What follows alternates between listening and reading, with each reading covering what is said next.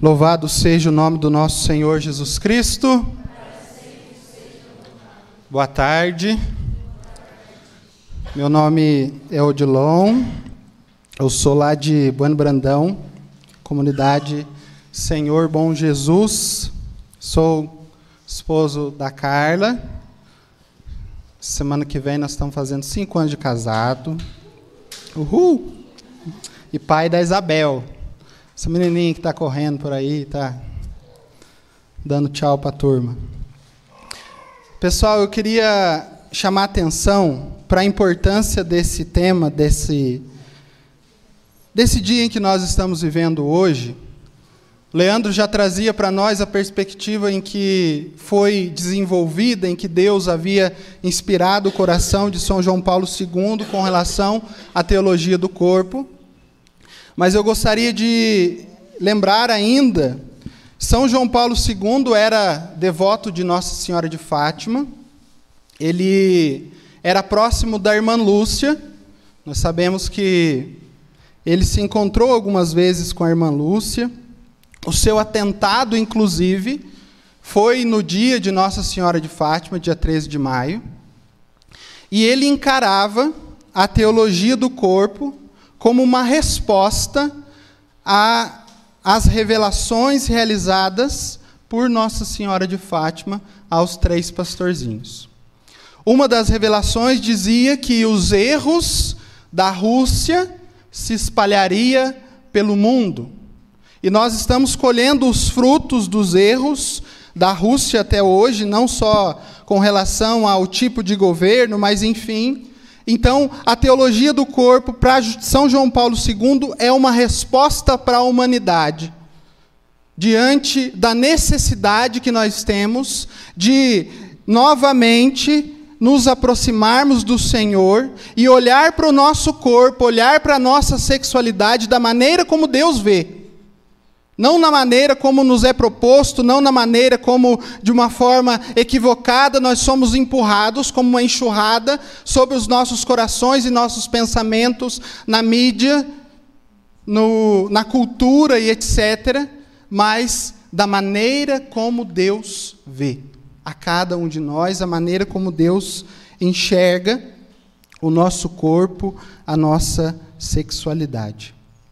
Eu gostaria de pedir ajuda das mulheres, por favor, principalmente aquelas que estão treinando para o casamento. Se for necessário, testa aí a costela do teu futuro esposo, por favor. Se ele for dormir, você dá uma beliscada, um cutucão, que os homens já precisam ir se acostumando com essa, com esse... É terapia, né, Marcelo? Meus irmãos, o tema para nós nesse último momento é a redenção do corpo.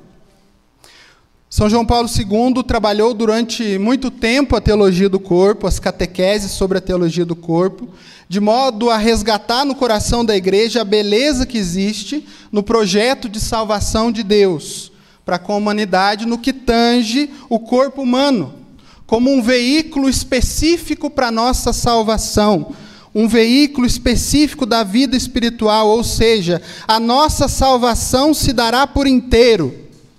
Fala isso para a pessoa que está do seu lado, a sua salvação se dará por inteiro. O corpo e a alma. O corpo, meus irmãos, não é inimigo, não é uma pedra de tropeço para a nossa salvação, mas ao contrário.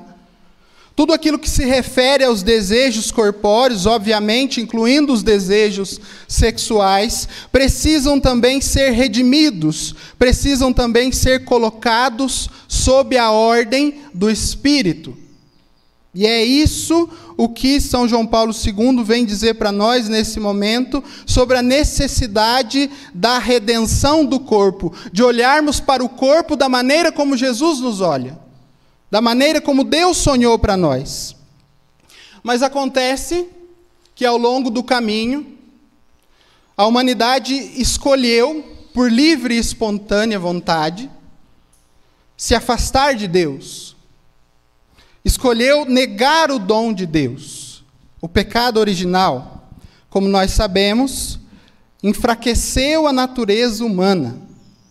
Em outras palavras, o pecado original deu uma bagunçada, deu uma desordenada na nossa vontade, que anteriormente era conformada à vontade de Deus. Agora, a nossa vontade ficou meio que bagunçada, desordenada. E não são poucos os exemplos para que a gente possa olhar na humanidade, ao redor de nós, para perceber que a humanidade se perdeu com relação a esse propósito inicial do projeto de Deus para com a nossa vida. Eu conheço um homem, o Marcelo também conhece esse homem, que ele ficou viúvo e ele tinha um filho, mas ele resolveu se casar e foi procurar uma mulher para se casar. E encontrou uma mulher também viúva que morava com a sua mãe. Se casou com essa mulher e teve que levar a mãe dela para morar junto com ele. Moravam ele, o filho, a mulher e a sogra. Acontece que, ao longo do tempo, a sogra ainda era uma mulher disposta, vamos dizer assim. Ela se engraçou pelo filho do homem. E eles resolveram se casar. A sogra com o filho. Ou seja, a sogra agora não é mais sogra, é nora. Passou mais um tempo, esse homem, o filho, falou, não, o certo é da vontade de Deus que a gente se multiplique. Então, ele teve um filho com a sogra daquele homem. Veja a bagunça. Vocês estão entendendo? O filho do seu filho, que também é filho da sua sogra, é irmão da sua mulher. O seu neto, na verdade, é seu cunhado. A nora é a sogra e o filho virou o sogro. Vocês entenderam, gente? O filho do seu filho agora, que também é filho da sua sogra, é irmão da sua mulher. Então é seu cunhado. A nora é a sogra e o filho virou o sogro. Explica aí para a pessoa que está do seu lado, o que aconteceu? Vocês entenderam? É.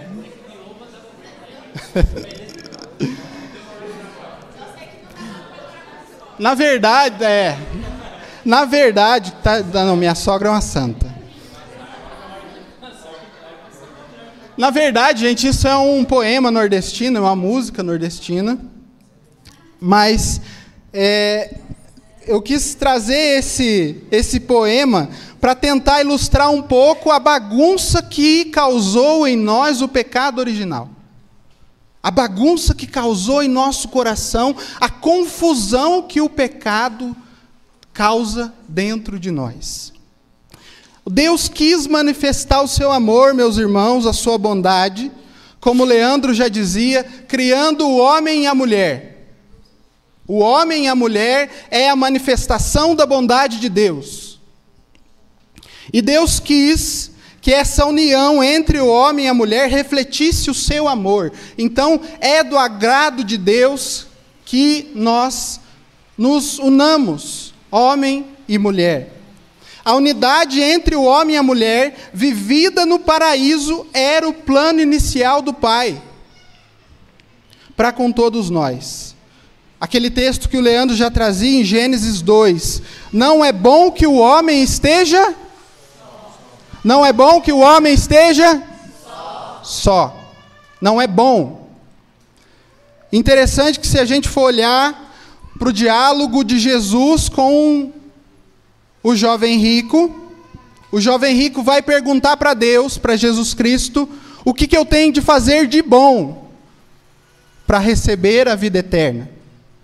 E Jesus vai responder para o jovem, só Deus é bom.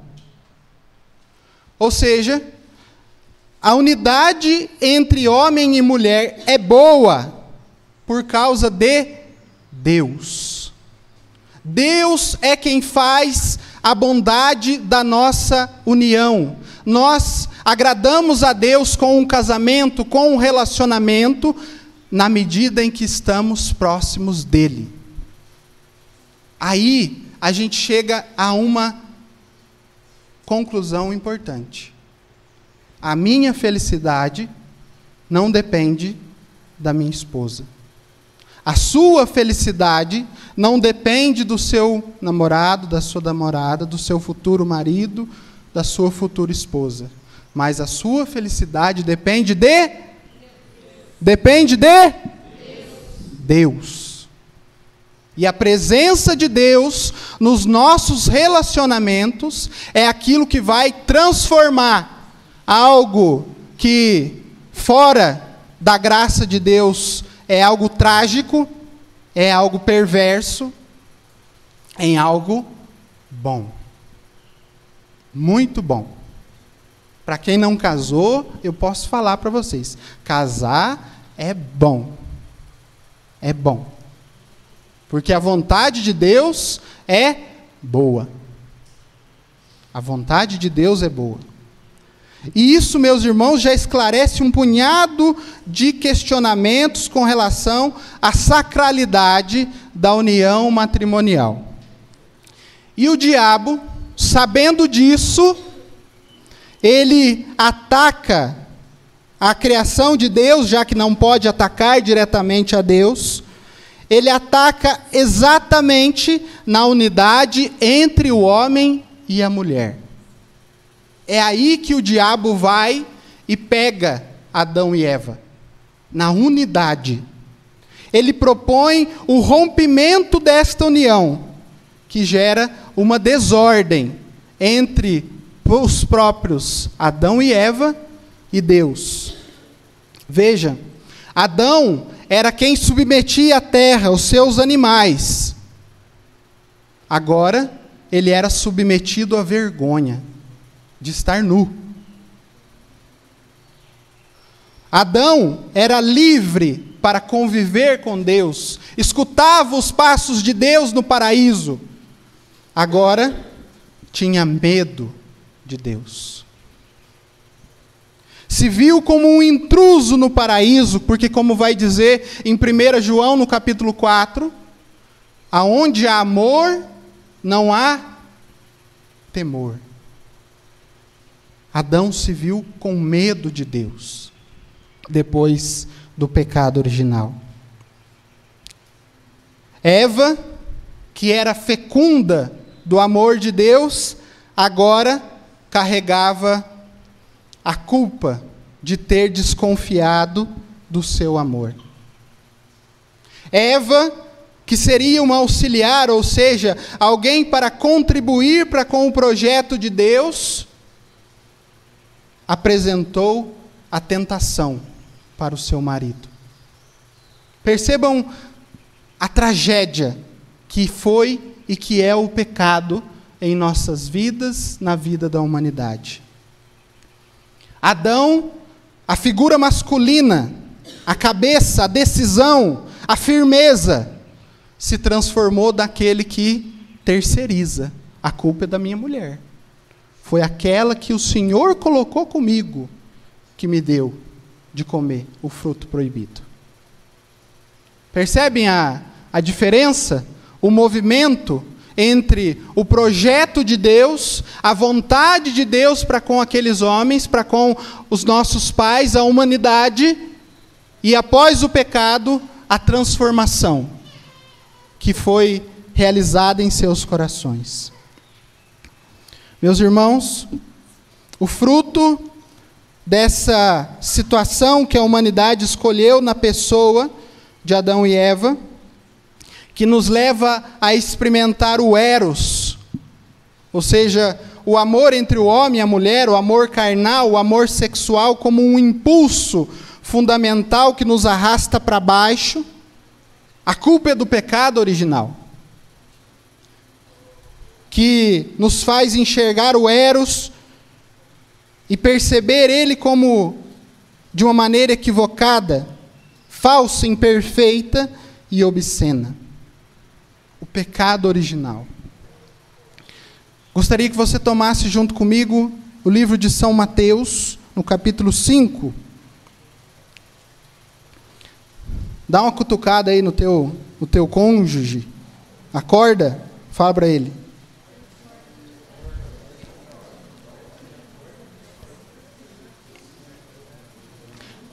Mateus 5, 27.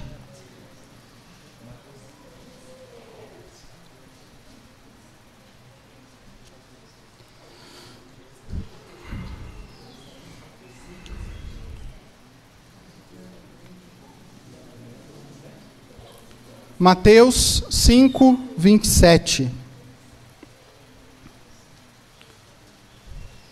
Ouvistes que foi dito: não cometerás adultério. Porém, eu vos digo, todo aquele que olha para uma mulher com desejo libidinoso, já cometeu adultério com ela em seu coração. Apesar da palavra estar direcionada para uma atitude dos homens, a ideia se aplica tanto aos homens quanto às mulheres. O problema, obviamente, está no coração.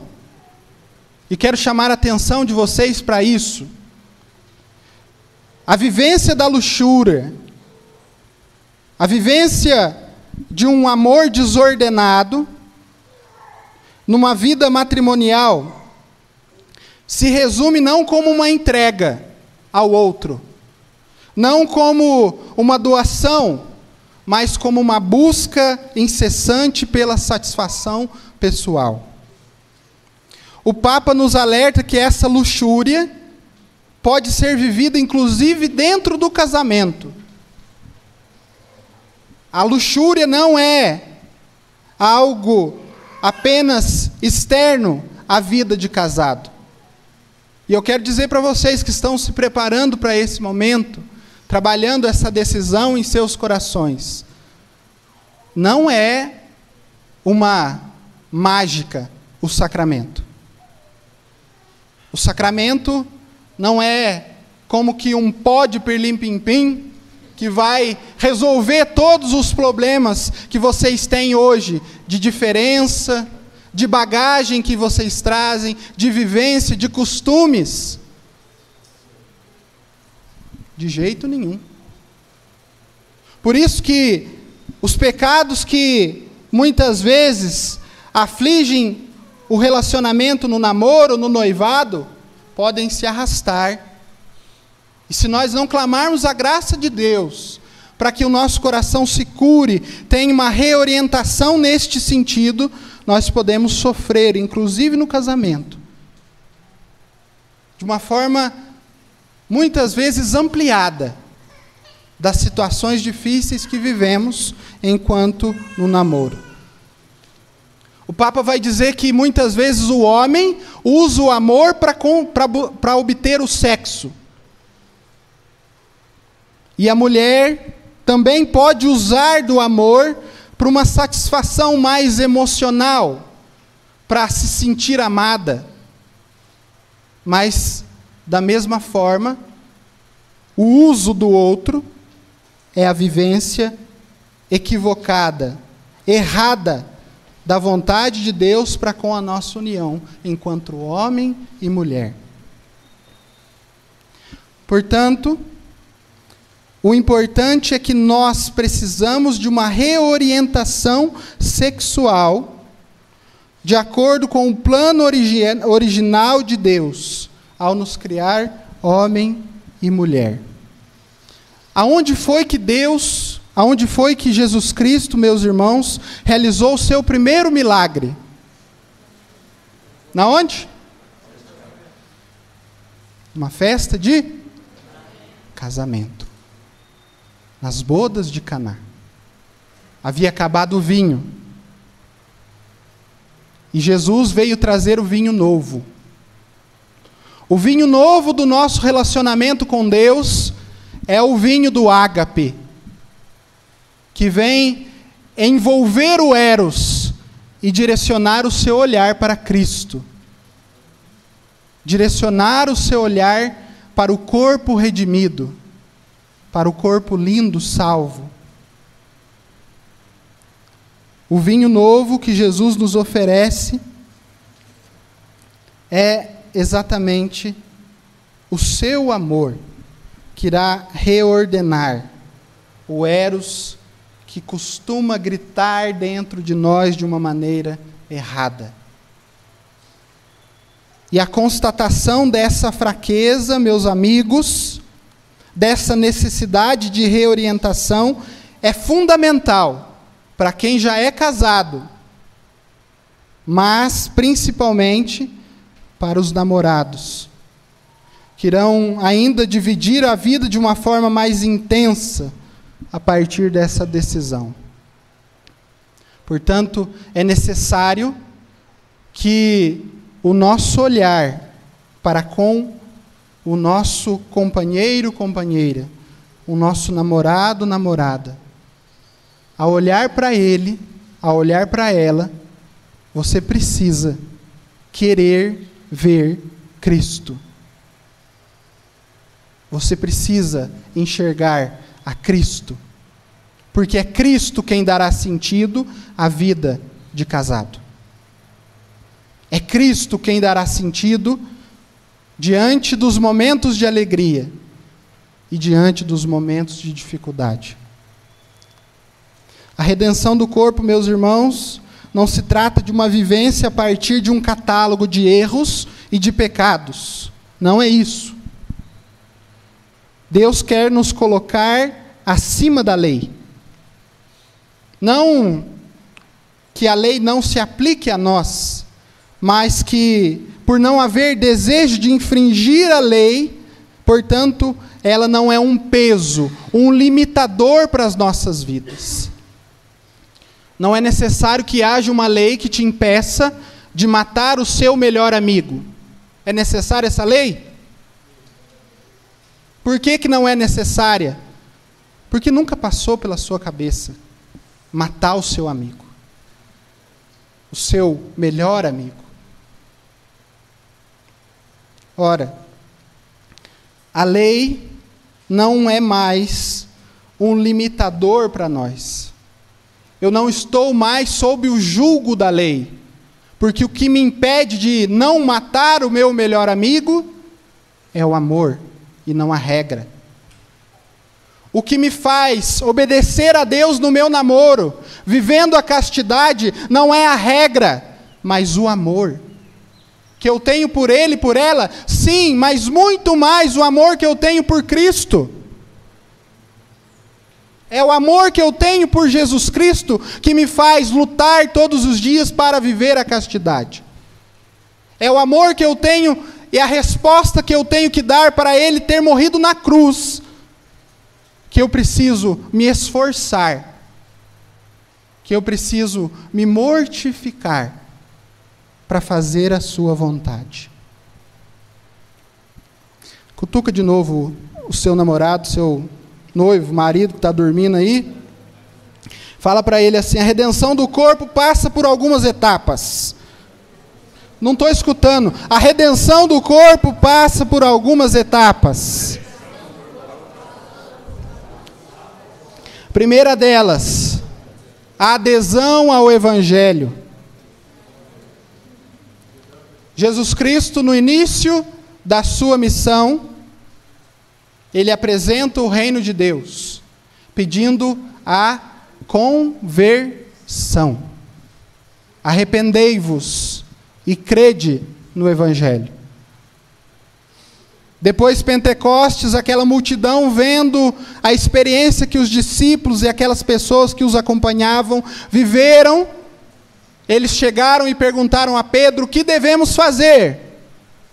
E Pedro responde: arrependei-vos e crede no Evangelho.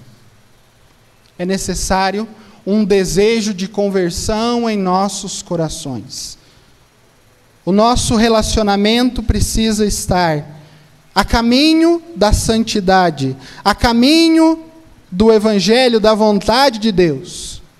Mesmo que não estejamos prontos, e de fato não estamos, mas é necessário estar a caminho. E essa pessoa que está ao seu lado precisa estar disposta a se pôr a caminho com você. Porque se ela não quiser caminhar com você, se ela não quiser ser seu companheiro, sua companheira, talvez vocês dois juntos não chegarão a esse destino. Essa é uma conversa essencial e fundamental para um relacionamento. Você quer caminhar comigo? Em direção aonde? Em direção à santidade, em direção ao céu. É esse o caminho, é esse o destino dos noivos namorados, é esse o destino da união matrimonial, o céu. Não menos do que isso. Essa pessoa que está do seu lado está disposta a caminhar com você em direção ao céu?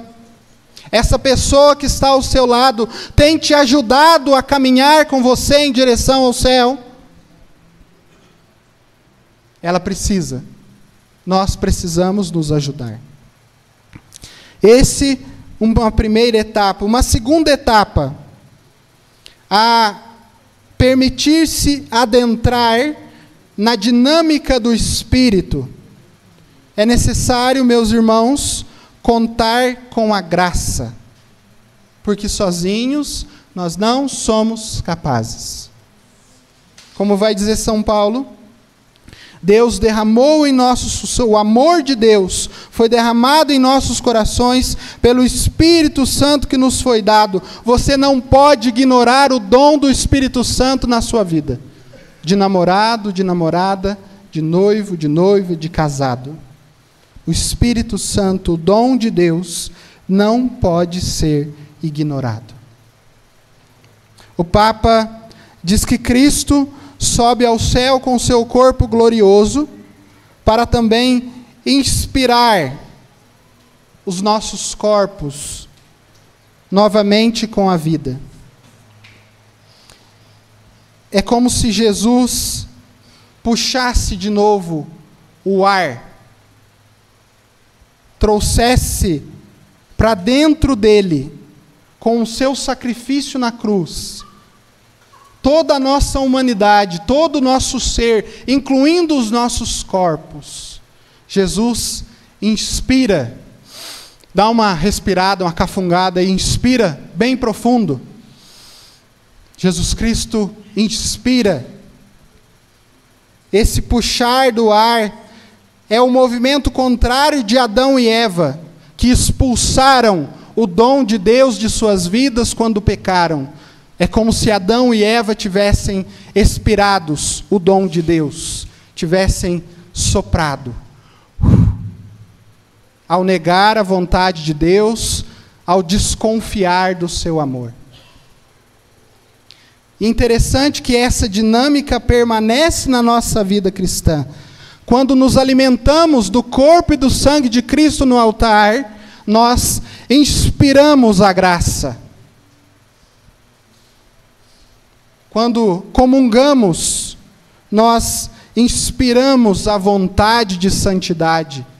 Nós inspiramos o alimento verdadeiro para dentro de nós. E ao mesmo tempo, a igreja muito sábia e Deus extraordinário, quando buscamos a confissão, é como se expirássemos aquilo que não nos pertence. Como se jogássemos fora aquilo que não nos cabe mais, o pecado. E a nossa vida cristã é uma vida que vive dessa dinâmica de inspirar a graça e expirar o pecado. Inspirar a Deus e mandar fora de nós aquilo que não nos ajuda a ser parecidos com Jesus Cristo. Uma dinâmica que parte da satisfação de estar com Deus. Eu sou muito satisfeito de viver com Deus, de viver em comunidade, de ser casado. Mas eu sou insatisfeito por ainda não ser santo. A nossa insatisfação por olhar para Cristo e não nos ver nele precisa ser muito grande. E isso acontece na vida matrimonial, na vida a dois também. As pessoas precisam olhar para nós enquanto casais e ver a vontade de Deus acontecendo em nossas vidas, ver o amor de Deus manifestado em nossas casas, em nossos momentos de lazer, em nossas famílias, porque isso deve nos insatisfazer o fato de ainda não sermos santos. Inspirar a graça, respirar o mesmo ar. O casal tem que respirar o mesmo ar, nos momentos bons e nos momentos não tão bons, naqueles odores não tão agradáveis, o casal inspira junto o mesmo ar, a mesma graça, e deve junto lançar fora aquilo que não contribui para o seu crescimento junto de Deus. Portanto, meus irmãos, essa dinâmica faz parte desta etapa de buscar a redenção do nosso corpo. E uma última etapa, de muitas outras que podemos citar, é a vida comunitária. Olha aí para a pessoa que está do seu lado, fora esse outro, fora esse um que veio com você. A vida de comunidade. Estar ao lado de pessoas que querem viver o projeto de Deus nos ajuda a buscar esse projeto. Pessoas que passam pelos mesmos desafios, pelas mesmas dificuldades, nos ajudam a buscar a Deus. Nos ajudam a nos encontrar com o Senhor. A vida comunitária é um elemento fundamental para a redenção do corpo. Porém, já encaminhando para o fim da nossa reflexão, para que a gente possa rezar, é necessário fazer alguns alertas. É necessário fazer alguns apontamentos para que a gente não caia em alguns extremos. Por exemplo, pureza não é puritanismo. O Leandro já trazia um pouco disso para nós. É interessante e engraçado perceber que os fariseus, eles tinham um apelido de cabeça baixa. Porque os fariseus, eles estavam tão preocupados com as regras, que eles andavam com a cabeça baixa, com medo de, sem querer, eles olharem para alguma mulher ao longo do caminho e pecar. Isso não é pureza. Os fariseus, eles tinham medo de viver.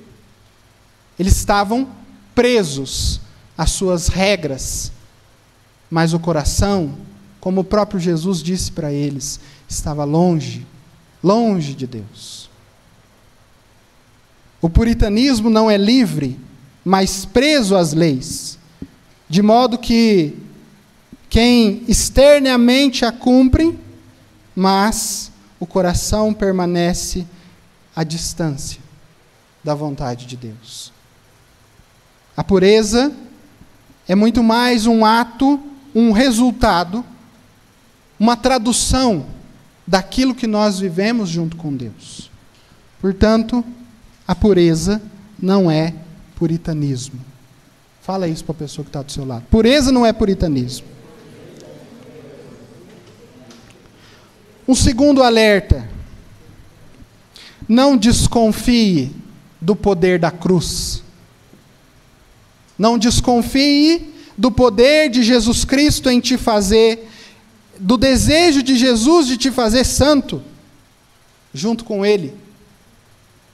Achar que você não é capaz de dominar a concupiscência da carne é diminuir a graça de Deus, é diminuir o sacrifício de Jesus na cruz. Ao duvidar da cruz, nós podemos cair em dois extremos. Achar que é por nossas forças e tornarmos então verdadeiros hipócritas diante de Deus, ou, ao contrário, já que eu não consigo mesmo, já que não é para mim essa questão de pureza, a vida ao lado do Senhor, isso eu não consigo viver no meu corpo, na minha sexualidade, nos meus relacionamentos, então eu vou me render à revolução sexual, me render aos desejos da minha carne. Não podemos desconfiar do poder da cruz. Jesus Cristo nos deu e nos dá todas as condições para que nós sejamos santos. Se temos algum impedimento, não é da parte de Deus, não é da parte de Jesus, é da nossa parte. Um terceiro alerta: a parte não é melhor do que o todo. A parte não é melhor do que o todo, meus irmãos. Aqui eu dirijo especialmente aos namorados. Se render aos desejos sexuais desordenados é, como vai dizer o Papa, abandonar um banquete celeste, um banquete eterno, um banquete com sentido e com sabor, para se alimentar de um fast food, como Leandro dizia no primeiro momento. Um fast food que não é saudável, um fast food que não é santo, um fast food que nos leva à destruição, à morte, não da carne, mas da alma. Portanto, a parte não é melhor do que o todo. A vivência da vida sexual dentro do casamento é saborosa, tem sentido por causa da presença de Deus. Em todos os momentos, em todas as circunstâncias, Deus está ali, porque é da vontade dEle. É da vontade dEle. Para concluir, São João Paulo II nos dá algumas dicas para crescer nessa pureza madura. Não uma pureza equivocada, uma pureza pautada nas regras humanas e não no amor.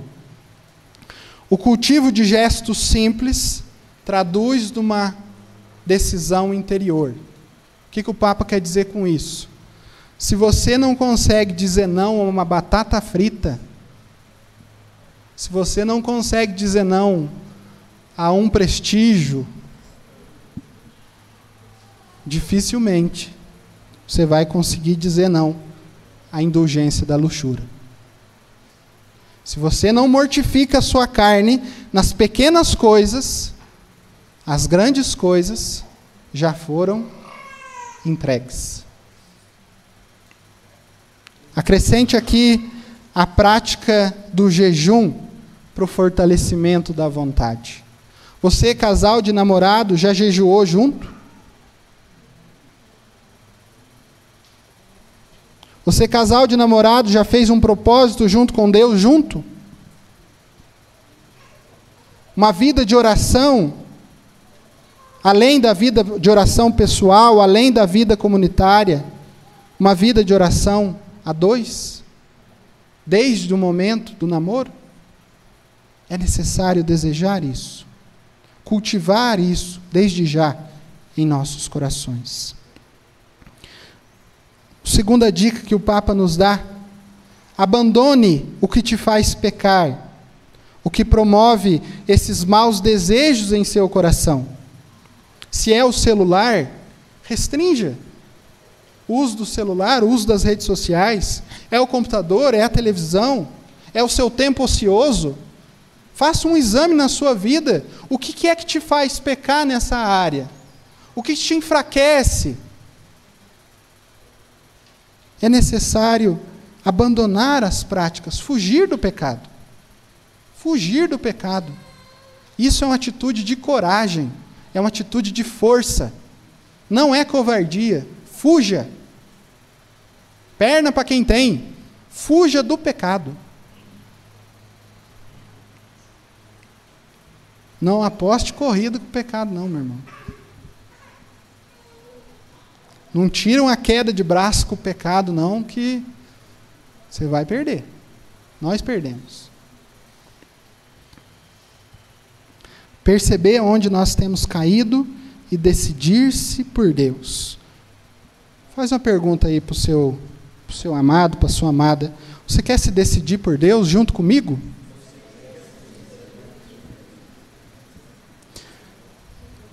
Pega junto comigo em Romanos, no capítulo 5.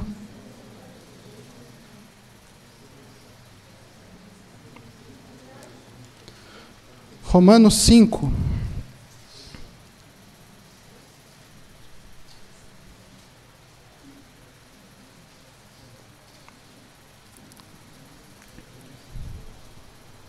Romanos 5,18.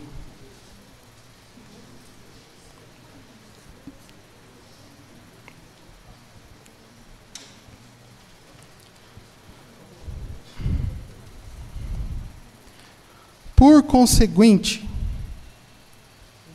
Romanos 5,18.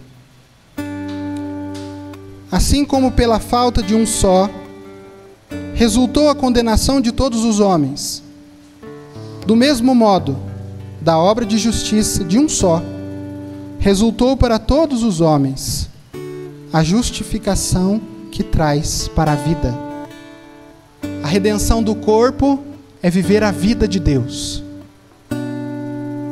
Submeter a nossa vida por inteiro ao Senhor é viver a vida plena, como Ele nos propõe. Versículo 19.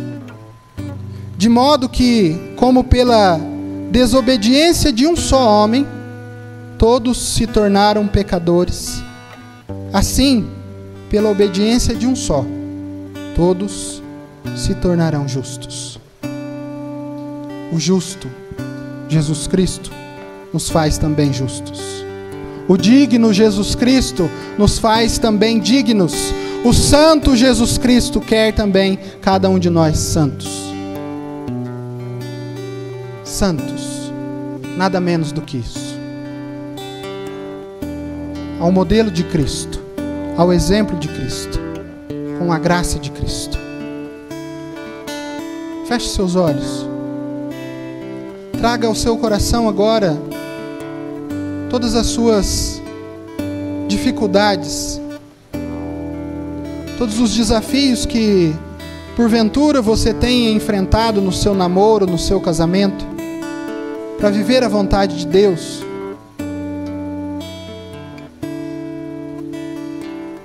O Senhor é aquele que nos dá todas as condições para viver a vida que Ele quer que a gente viva. O Senhor nos dá todas as condições. A graça é mais do que suficiente para que façamos as mesmas coisas que Ele fez e coisas ainda maiores.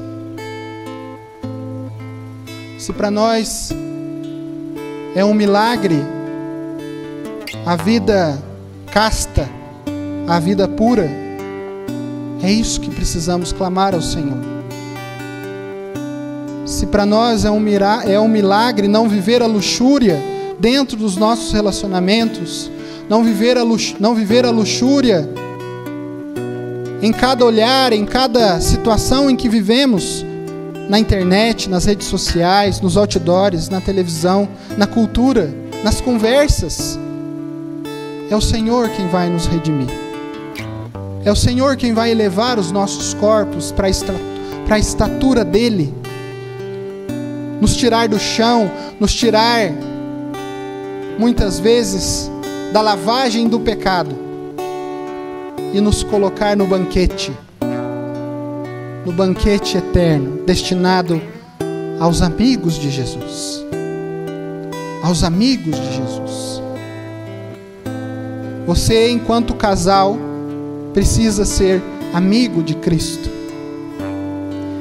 E é isso que nós queremos clamar ao Senhor nesse fim de tarde já, final de momento de nosso encontro, antes da nossa celebração eucarística. Senhor, eu quero clamar a Tua graça para viver a Tua vida. Senhor, eu quero clamar o Teu Espírito para viver as Tuas coisas, os Teus projetos, viver os Teus sonhos, os Teus planos, como cantávamos lá atrás.